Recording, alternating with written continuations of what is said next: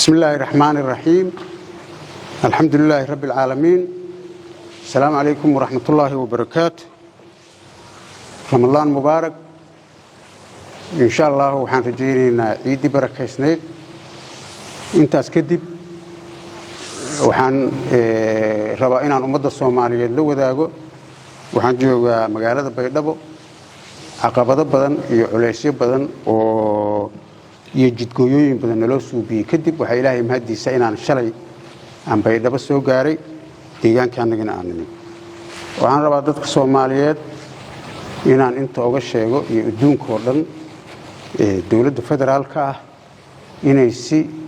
toos ah oo xadgudub ah oo faragelin ah ay ku samaysay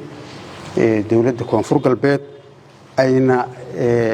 faragelin qaawan ku soo qaaday. sidaas darteeda waxa aan rabo inaan ka hadlo oo ummadda Soomaaliyeedna u ifiyo arintaas iyo waxa aan ka aaminsanahay waa mid ugu horeyso waxaan cambaaraynaynaa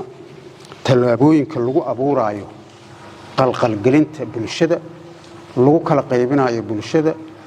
lagu dhibaataynayo aad iyo aad baan uga xunna oo ay dawladda federaalka ay wado ayna ugu tala gashay inay ku burburiso nidaamka federaalka iyo waliba gaar ahaan koonfur galbeed inay ku burburiso ay ugu tala gashay aad iyo aad baan u cambaaraynaynaa. roolka dawladnimadana ma ahayn, wuxuu ahaa rool dawlad ayna lahayn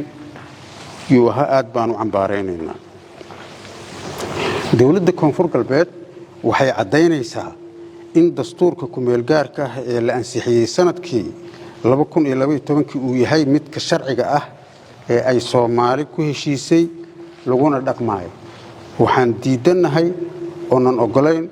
dastuurka cusub waa mid loo dhamayn oo lagu meel marsaday habraac qaldan iyo musuqmaasuq. maadaama habraac qaldan iyo musuqmaasuq lagu meel mariyay bulshada Soomaaliyeedna ay raalli ka ahayn, Soomaalina ayna mid u ahayn, heshiisna aanan lagu ahayn, dadka Soomaaliyeedna ay ku sii kala tagayaan, qaybna kama nihin, mana ku jirno, mana aqbalayno, waana ka dignay. waxa ugu weyn oo dagaalada uu noogu socdana yay qayb ka tahay. waxaan ka shaqaynaynay muddo 3 sano ah in dadka Soomaaliyeed aan la kala dirin, dawladnimada aan la burburinin, nidaamka iyo Soomaalinimada iyo midnimada la isku haayo wax heshiis lagu yahay laga wada shaqeeyo. sidaas darteeda waxaan rabaa inaan inta ka sheego madaxweynaha jamhuuriyadda iyo xukuumaddiisa inaan u sheego in ay sida jidka hadda ay ku socdaan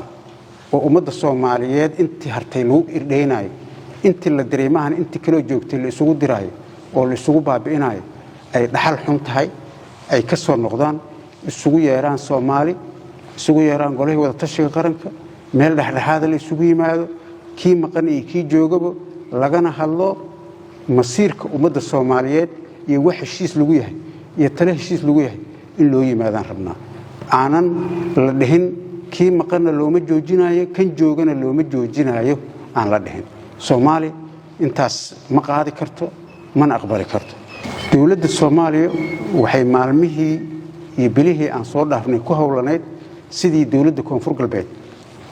ay u furfuri lahayd shacabkeedana isaga horkeeni lahayd nidaamka federaalka iyo dawladnimadana loo baabi'in lahaa, dadkana loo kala irdheysiin lahaa, ciidamadana loo kala qaybin lahaa. ayadoo go'aansatay ciidankii dhufayska ku jiray oo cadowga la dagaalayay oo hal meel isaga soo wada jeeday in la kala qaybiyo, qaarna la yiraahdo shabaab aada, qaarna la yiraahdo koonfur galbeed ku hara, si loo abuuro loo burburiyo nidaamka federaalka, si aan heshiiskii caalamiga ahaa iyo dastuurkii dawladda federaalka ay qaadatay loo baneeyo. waxayna si toos uga baxeen howlgalkii iyo sugistii amniga aan sugaynay ay qaybta ka ahaayeen si toos uga baxeen, ayagoo dhanka kale noqday cadaawada jirto ee dawladda Soomaaliyeed ee koonfur galbeed iyo federaalka ku ah. koonfur galbeed waxay qaadanaysaa tallaabooyin koonfur galbeed waxay qaadaysaa tallaabooyin lagu dardargelinayo sugidda amniga iyo wadajirka siyaasadeed ee bulshada deegaanka si waafaqsan dastuurka dowlad goboleedka iyo kan dowladda federaalka ah ee kii 12 ahaa. koonfur galbeed waxay cambaaraynaysaa oo si weyn u cambaaraynaysaa xanibaadda duulista rayidka ah oo laga dhigtay hay'ad lagu fushado dana siyaasadeed oo gaar ah. shalay iyo maantana ugu dambeysay 2 duulimaad laga celiyay Baydhabo loona diiday shacabkii deganaa shacabkii reer koonfur galbeed xanibaad toos ah lagu soo rogay la yiri ma bixi karaan warqad cadna la keenay. marka waxaa muuqato inay tahay airportka xamar uu isu bedelay isbaaro qof uu leeyahay oo dantiisa ka shaqeyso cid uu rabana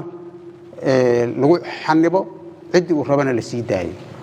airport Soomaaliyeed oo ummadda Soomaaliyeed u siman oo sharci looga dhoofo oo sharci looga soo dego ma aha. sidaas darteeda waxaan cambaaraynaynaa dhaqan xumadaas airportka Soomaaliyeed oo Soomaaliya oo dhan iska lahayd in shakhsiyaadka dana siyaasadeed isbaaro u dhigtaan oo shacabka Soomaaliyeedna ku dhibaateeyaan ummadda Soomaaliyeedna ku dhibaateeyaan kuwii anaga naga horeeyayna lagu dhibaateeyay annagana maanta iyo shalay iyo daraadba ay haysatay iyo muddadaanba nagula dhibaateeynaayeen. dowladda koonfur galbeed waxay aad iyo aad uga xun tahay in la siyaasadeeyo dowladnimada iyo howlgallada ciidamada iyo kaalmada bini'aadanimada iyo deeqda adduunka uu bixinayo siyaasad loo isticmaalo oo la yiraaho hebel aragtidayda ma ku jiro aragti kale aaminsan yahay waxba lama siin karo in la yiraaho aad baan u cambaaraynaynaa waana ka xunnahay. adduunkana waxaan u sheegaynaa Soomaaliya waa la kala diray waa la kala qaybiyay barashar iyo rabitaan qof ayaa la rabaa in lagu haayo. waxaan rabnaa in dadka Soomaaliyeed oo ay wax siinayaan sida ay ayaga ugu tala galeen deeqdooda inay u gaarto. waxaan kaloo dowladda koonfur galbeed waxay ugu baaqaysaa shacabkeeda iyo ciidankeeda iyo waxgaradkeeda iyo siyaasiyiinteeda inay u diyaar garoobaan difaaca deegaanadooda difaaca dhulkooda difaaca dowladnimadooda difaaca siyaasadooda inay u diyaar garoobaan ay midoobaan gacmaha isqabsadaan maamulkoodii nidaamkoodii sharaftooda iyo digniintoodana ay ilaashadaan ayna diidaan gumaysigan guracan oo loogu talagalay in madaxa la foorariyo. dowladda koonfur galbeed waxay cadeynaysaa oo marqaati ka tahay in wasiiro ka soo jeedo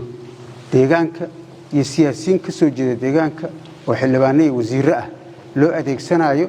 inay burburiyaan nidaamka federaalka ayagana ay hor ordayaan cadaawaha iyo cadawga u soo jeestay inuu koonfur galbeed dhibaatay ay hormuud ka yihiin. waxaan rabaa inaan uga digo oo u sheego taariikhdan horay u soo dhacday waa aragnay waa soo marnay kuwii saneeban lahaa oo ummadan in lagu soo duulo la baabi'iyay ka shaqeynay saasay u dhinteen ayagoo tuugsanay kuwii ka horeeyay oo keenay qoladii SNF oo ayagana sidaasay u dhinteen ayagoo tuugsanay taariikhdaasay leedahay. nin dadkiisa iyo deegaankiisa loo soo adeegsaday oo dhabarka laga soo dharbaaxay oo bax la yiri dadkaada soo burburi oo bax la yiri dadkaada isku soo dir adaa wax noqonaysid oo saas ku soo baxay oo wax noqdana weligeed lama arkin. marka waxaan uga digayaa haddii ay garasho jirto iyo hadday damiir jirto iyo hadduu aqli jiro meeshaas in kama jirtay wax la idin xil saaray iyo shaqada la idin diray oo dowladnimada hay'ado inaad nidaamka federaalka aan ugu matashaan ahayd baa qabteen oo fulin weyseen tii ayada ahayd qabsada. dadka hooyadiin iyo aabihiin iyo walaalihiin qaxa ah ku haysan ka daayay shabaabka habeen iyo maalin inta lacagta u soo direysaan oo aan la heshiiseen oo ciidamada inta wacdaan aan leedihiin shabaab u taga oo dowladda federaalka baa ogol aan leedihiin ka daayay. waxyaalaha mucjisada ah oo la yaabanahay waxa isdhex galay oo isku ajenda noqday federaalkii dowladdii iyo shabaabkii. waxaa marqaati ma doonto ah nin wasiir ah yaa wuxuu soo wacay ciidan jooga Qoryooley ninkii taliyaha ahaa buu wacay wuxuu ku yiri taliye mi maqashaha adinka roolkiina haray hadaa hebel tiin annaga degmo hebel isaasaan yeelnay waxaa leen ka rabaa inaad hadashaan inaad tirahaan koonfur galbeed ma rabno lacaga idin soo direynaa dowladda federaalka waa idin og tahay number la idin siinaya hadla koonfur galbeed shuqulku meel hindhaha kadib lacagta marka qaadataan ciidan 300 dira qoryoole ka dira buur ha tageen ninkii sarkaalka waa ku celiyay wuxuu dhahay inaan hadalno in lacagna loo soo diro waa garanay laakiin see buur ku tageynaa buuri annaga iska dhaafay magaalada geeskeeda uma tagi karnay annaga la hadlayna nimankaas ayaga idin wada ayaga idin geenayo marka waxa isku ajinta noqday dawladda federaalka ahayd iyo shabaabki waxaan ognahay baabuur iyo rasaas iyo hub dawladda ay soo dhiibtay oo shabaab la soo dhaxmariyay u soo socday buur la keenay oo la furay oo dad maleeshiyaad ah la aruuriyay loo qaybinayo oo hubka dawladda ay lahayd oo maqaasiinkeeda laga soo bixiyay oo nambaraysan oo nambarka leh oo ay la soo sii ahaa waa aragnay oo naloo sheegaya oo la leeyahay waxa soo dhaxmareen toos shabaab soo dhaxmareen oo taliyaalka ciidamada ay soo marinayaan soo gudbinayaan iyo wasiirada ay la hadlayaan leeyahay hal gudbiyo marka waxa cad oo aragnay ciidankii dhufayska iskula jiray oo ciidamadii koonfur galbeed ahaa in midna lala hadlo lacaga lagu soo diraa la yiraahdo bax xagee tagaya duurka shabaab jooga waa laga la hadlayo u tag la yiraahdo gadaashiina xeral in kaga suubinaa gadaashooda xeral looga suubiyo la dajiyay meesha lagala soo hadlo la yiraahdo shaqadiina qabsada wax u baahantii waa leedin keenay waxyaalaha kale ugu yaabka badan in ciidankii qoryaha la siiyay oo masaakiinta ahaa oo dad dagaalba shuqul ku lahayn ah in inta laba hoomeeye lagu soo raro baawur Cabdi Bilaal la soo saaray afar mooto oo shabaab u leeyahay horkacaan marka waxa noo muuqato nacaybka loo qabo koonfur galbeed iyo nacaybka loo qabo nidaamka federaalka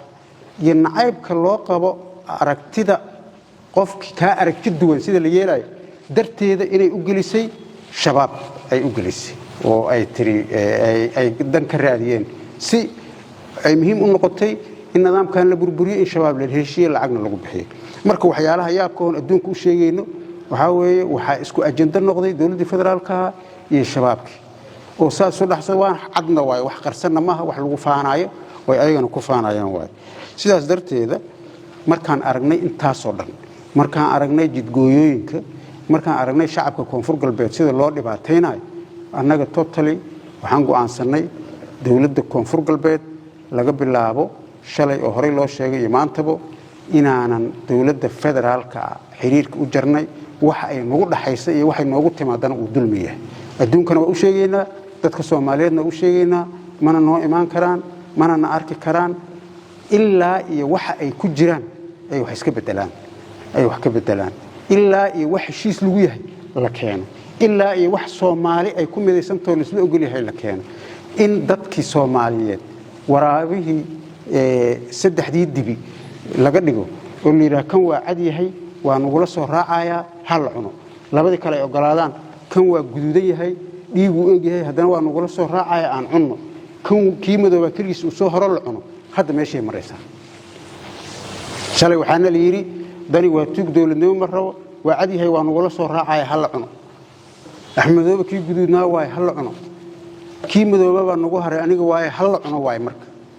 cunninkii baa taagan markii maalinba dib baa la cunaya bari markii hadana soo hartana waxa waaye waxa haray jaalaha ahaay hal cuno qoqor baa ku xiyo meesha waxa yaala marka waxa weeye waraaba waxa la yiraahaa laf banaan taan la umar roono laftiisana umar roono laf banaan taal haduu arko waa jajabina laftiisana umar roono waa baduraysaa dhiig bay ka keenaysaa tiyo kala taal qof la joogana umar roono qof maqan umar roono shacabkii Soomaaliyeedna waa la kala irdheeyay labana la isugu diray qof aaminayna male meesha loo socdo iyo ujeedada waxay tahay ajendaha wuxuu yahay waxaan garan karnaa ma muddo 3 sano ah iyo waxaan u taagnay war Soomaali midnimadeeda aan ka shaqeyno war Soomaali wanaageedii dawladnimadeeda aan ka shaqeyno madaxweynuhu dadka Soomaaliyeed isugu yeer tanaasul samee waxaan macna lahayn yaan dadka loo kala tagin oday Soomaaliyeed 3 sano waxaan u samreynay u dulqaadanaynay waxay ahayd adiga kaligiina harteenay dadka Soomaaliyeed oo yarka oo Soomaalinimada jecel iyaysan nixin hadaa tagtaan on la dhihin bas way Soomaali waa kala tagtay hadaa adinka joogtaan Soomaali waa joogtaa Soomaali waa isla joogtaa reer hebel baa maqan hal yiraahdo intaasaan u joogno meesha ugu dambeysay waay waxaan ilaalinayna waxay ahayd reer hebel bas haray yaan diideen waxaan diidayna waxay ahayd dadka Soomaaliyeed oo yar oo Soomaalinimada jecel inay ka naxaan bixistaanada waxaan diidayna waxay ahayd oo la jecel ka lahayn dadka Soomaaliyeed oo la raadinayo inaan noqono ee aan noqono kuwa wax raadinayo miiska loogu imaanayo inaan noqono yaan rajo ka lahayn intaas waxa aan baxnaaninayna oo habeen imaan ka hadlaynayna taas ahayn 24 saacna waxaana saarnaa barashar handadaad aga jugleyn toojargareyn hebel baan kugu soo sii deynaya hebelow meesha tag yaa nacab yaa cayn karo yaa dili karo yaa yeeli karo waa la bixiha waa la yeela warani guri jaarood leedahay ma ku jira nin umad iyo qowmiyad iyo state Soomaaliya oo dhan degan tahay mas'uul ka ah oo madaxweyne Soomaaliyeed oo la doortay baan ah ayadoo madaxweynaha ii timid waa la doortay waa kula shaqeeyay rabitaankaadan kula shaqeeyay 2022 iyo labadii bishii sagaalaad yaa marqaati bay leedahay madaxda dawlad goboleedyada oo dhan oo joogan NCC yaan codsaday in doorasho aan galno lama galaayo doorashooyinka la mideynaa 2023 baa inta ka safray yaan waxaan tagay Dhuusamareeb madaxweynahan ugu tagay marqaati bay leedahay aniga qorqor baan ahayn 9 saaxiibinimo ku gaarin oo aan leenahay madaxweynuhu maalin walba nin aan waxba tareenin oo waxna soo kordhinayn anaga toogin anaga doorashan qabsanaynaa nafasax maya nameeyo inaan nidaamka wax ka bedelaan rabnaa inaan doorashooyinka mideynaan rabnaa inaan doorasho qofay cod qabanaan rabnaa inaan dadka Soomaaliyeed isu keenaan rabnaa inaan hor u soconaan rabnaa 2024 haddana sidoo kale ugu tagnay waxaan niri madaxweynuhu nafasax anaga doorashadanadan qabsanay ilaa intaas waxaan ku soo gaaraynay taas ahayd haddii wax wanaagsan la suubinayo waa in dadka lagu wada qanciyaa haddii wax wanaagsan la rabo waa in dadka wanaaga ayaga wada leh loo sheego leeyahay waxaan wanaagsanaan wadnaa laakiinse aniga kaligeeba wax idin og aniga kaligeeba idin fikiraayo wixii la suubiyo lama diidi karo ninka diidana waa la qabanayaa ninka diidana waa la bixinayaa ninka ka hadlana waa la ceyrinayaa ninka iswareeriyana dada loo soo diraayo waxa la leeyahay soo qabo saab male mar allaalihi marka aan niraahno waxaan waa qalad waxa weeye saas yaa la isula soo kagaaya wax aad ogtahay waxaad ogeyn dastuur baa la geenayaa waxaad ku ogtahay mare cid ansixisay ma taqaanid cid keentay ma taqaanid wax ku qoran ma taqaanid cid wada tashi lagala suubiyay male kii joogayna ma oga kii joogay oo anaga ahna waxba kama ogin kan maqana waxba kama ogin ninka diidana waa corruption iyo dagaal iyo fidna waay marka waa aad baan uga xumahay in maanta aan heerkan nala soo gaarsiiyay aad baan uga xumahay wixii aan intaas ka shaqeynaynay oo ku soo dadaalayno oo ku soo dhimanaynay inay natiijadooda ay noqoto Soomaaliya ha kala tagto oo aan intaas aan u taagnayno celinayn aad baan uga xumahay runtii waxa socdo oo xamar laga wado wax Soomaali mideynay ma waxa socdo oo xamar laga wado wax dadka Soomaaliyeed si kala geeyo oo si dhibaateeyo oo si burburiyo oo uqdad hor leh si abuuro yey noqonaysaa runtii wax xamar laga wado waxay noqonaysaa wax loo yacdo iyo raas kambooni inta u dhaxayso saameeyo oo abuuro colaad sokeey magaalo kasta dadka degan la isku diro waxaan ahayn oo dawladda ka shaqeynayso malaha magaalo kasta dadka degan adinka magaaladaas yaa degan reehebel yaa xogo markuusiin ha yaa inta u joog hebel kaale hebel oo hor hebel kici isdila dawladda la rabay inay nabadda ka shaqeyso inay horumarka ka shaqeyso inay dimuqraadiyadda ka shaqeyso inay nidaamka federaalka ka shaqeyso inay dawladnimada ka shaqeyso la rabay nasiib wanaag cagsigeeda ka shaqeysay cagsigeeda ka shaqeysay ugu dambeyntii waxaan baaq u dirayaa ummadda Soomaaliyeed meel walba ay joogto waxaan kaloo baaq u dirayaa beesha caalamka si looga shaqeeyo midnimada ummadda Soomaaliyeed si loo helo wadajirka dawladaha xubnaha ka ah dawladda federaalka ah waxaan ummadda Soomaaliyeed iyo adduunka aan ugu baaqayaa beesha caalamka ugu horeyso midowga Afrika IGAD dawladaha dariska iyo adduunka oo dhan inay arinta Soomaaliya maanta meesha ay marayso ee dhibaatada haysatay colaadda sokeeye ka soo laabatay aysan indhaha ka fiirsanin ay si dhab ah ay u farageliyaan ay waxna ka qabtaan dadka Soomaaliyeedna waxaan ugu baaqayaa dulmi intaan ka badan lama fiirsan karee Soomaaliya xaq sheega oo Ilaahay ka baqa dadka xamar joogo oo intaas soo aragto dhibaato soo maray oo korkooda habeen imaan wax lagu dulminayo dadka colaada soo celinaya ka celiyo in maanta 3 bari airport xamar dad lagu celiyo aad baan uga xunnahay waana cambaaraynaynaa mana ogolaanayno haddii ay xamar iyo caasimadii Soomaaliyeed ahayd garoonkii aadan cadde oo ahaa garoonkii Soomaaliyeed oo Soomaaliya oo dhan isla lahayd dadkii lagu cunsureynayo isbaar loo dhiganayo nasiib darro waa kuwa aragti miihi ma baxaysid kuwa aragti miihi mishaarkan ka goosanaa kuwa aragti miihi askari ma ahaanaysid kuwa aragti miihi Soomaali ma tiid kuwa aragti miihi kuma arki kari waa lagu dilaa kuwa aragti miihi walaalkiis ii raadiye hadile dawladdu waxaan intaas ay kama shaqeynayso hadiiba aragtidaada ay ka duwanaato waxa ugu yar oo lagu suubinayo waa in wixii la haystayna laga reebto sidii lagu dhibaateyn lahaana laga shaqeeyo waa war maxay igu aragti ahaan weysa hataa laguma dhahay laguma qancinayo laguma samirsiinayo maanta meeshii ugu dambeysay yaan taaganahay marka meel la fiirsan karana maaha Soomaali iyo beesha caalamkaba waxaan ugu baaqaynaa dulmigan iyo duulaankan qaawan oo dawladda federaalka nagu soo qaaday inay marqaati ka ahaadaan garabna nagu siiyaan nagana taageeraan midnimada Soomaaliya iyo wadajirka Soomaaliyana sidii ku soo noqon lahayd laga shaqeeyo oo loo istaago adduunkana uu nagala shaqeeyo annagu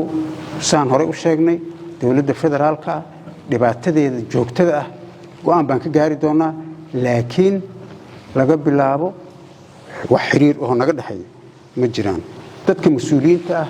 oo reer koonfur galbeed ah oo dawladda federaalka ku jiro oo wanaaga jecel oo ayagana duruuf iyo tabar hayso oo warkooda la dhageysanayn waxaan u sheegaynaa hadii warkiina la diido ana og in la diiday hadii taladiina la diiday ana og in la diiday oo ina meeshan ka imid aniga hadii aag biya ka dhamaadeen aanan ka keeni karin dawladda federaalka deegaanka aan uga keeni karin hadii nin shakhsi Allah haysta aanan ka sii deyn karin ka fakin karin hadii intaas oo dhanba lagu ku sameeyay waa ku mahadsantihiin waa ognahay duruufta idin haysato adinkana meeshiin Allah ku amaansado hoos dhanba ma fiirinayno madaxaanaga ma foorarinayno furcadi iyo gobonnimo iyo geesinimo iyo dadnimo yaan ku dhimanaynaa haddaan dhimanayno laakiinse madaxaanaga ma foorarinayno waxaan wax Soomaali leedahay la isku darsaday waaye waa la isu yimid nin iskale male waa ku guumaysanaan ciliga yeelay male marka siyaasiyiintaanada wixii Soomaali ay diideen oo la diray ha ogolaanina ka dalkaada soo dudumi Soomaali kale waa diiday maxaad u ogolaanaysaa marqaati baa ka hayd bax ka daba tag hebel la qabso la dhigo qalaqayb ciidanka dadka systemka ku jiro la dhahay waa diiday marqaati bay leedahay ka daba tag hebel Buntland ka daba tag hal kala qaybiyo ma kama daba tagayn intaan ka qaylanayna dadka naga dhibaato uma rabno Jubbaland ka daba tag Axmedoobe hal ka daba tago ninka la yiraahdo Xamza Bax hadda dhaqaaq madaxweynuhu intaan meesha tago dadka la kala qaybiyo oo in kala sartaan meesha dhibaato ka dhacdo xabad ka dhacdo ma rabi annaga marka tiibaan ogolaanay waana la ogaayna ogolaanay bax dadkiina soo kala qaybi hayay $100 soo orod wariya mi maqasha orod gal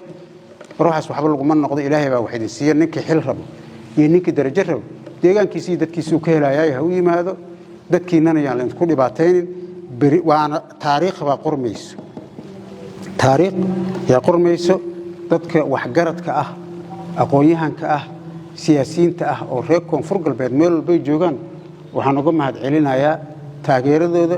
iyo garab istaagooda iyo wanaagooda dadka dawladda ku jiro ama saraakiil ha noqdeen ama madaxda ugu sareyso oo reer koonfur galbeed ah ku jirta ha noqdeen dadaalada ay suubiyeen oo ay ku dadaalayeen in maxay ahaydey midnimada Soomaaliya sidaan u wadnay nagala shaqeynay ayagana aad iyo aad baan ugu mahad celinaynaa waxaan si gooni ah ugu mahad celinayaa saraakiisha iyo ciidamada qalabka sida oo wadaniyiinta ah oo damiirkooda iyo dalkooda iyo dawladooda iyo diintoodaba ilaashaday oo diiday yiri annaga beec ma nihin oo diiday oo yiri annaga maxay ahaydey mishaar baan ka goynayaa dalka anagu ma baabi'inayno ilaahay baa inooleeyay waxaad gooso aad baan ugu mahad celinaynaa cid waxaan ka goyn kartana male ayagana in ma siinin ilaahay baa idin siiyay shalay baa haysateen dawlad Soomaaliyeed ku haysateen waxay ayaga leeyihiin ma wixii Soomaali ee lahayd baa isku handadayaa ayagana aad iyo aadan ugu mahad celinayaa dadka Soomaaliyeed saasoo kale waxaan si gaar ugu mahad celinayaa shacabka reer Koonfur Galbeed taageeradooda waxaan kula dardaarmayaa dalkiina iyo dadkiina iyo dawladdiina ilaashada waxa loo socdo oo loo jeedo lafta garan maaha waa nidaamka federaalka in la baabi'iyo waxa loo socdo oo la burburinayo waa Koonfur Galbeed iyo midnimadeeda waxa loo socdo oo loo jeedo dadka deegaankan in la gumeysto oo la dulaysto oo la dhibaateeyo haddaad ogolaataan aniga kulli nin baan ahay ma ogolaanayo aad iyo aad u mahadsantiin salaamu calaykum waraxmatullaahi wabarakaatuh